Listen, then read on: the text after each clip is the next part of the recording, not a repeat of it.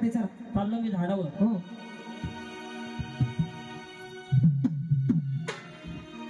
बघा, सत्यवान झाडावरती चढलेला आहे फळं तोडण्यासाठी.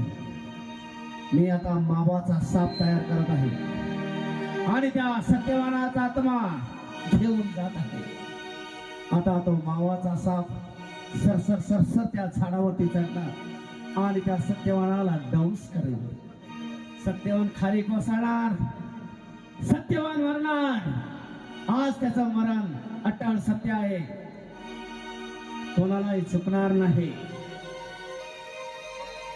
मग त्या यमराजानं मावाचा साप तयार केला आणि झाडावरती सोडला आणि त्या सापानं त्या सत्यवानाला दंश केला आणि सत्यवान खाली कोसळला.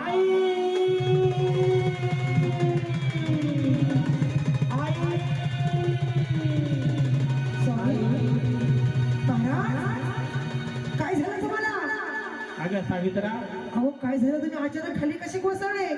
अगं माझ्या छातीमध्ये कस तरी होतं, मला पाणी घेऊन ये, प्यायला लवकर पाणी आण. तुम्हाला तहान लागली? हो, काळजी करू नका, मी आता जाते, लगेच तुम्हाला पाणी घेऊन येते. लवकर जा, पाणी घेऊन ये. काळजी करू नका.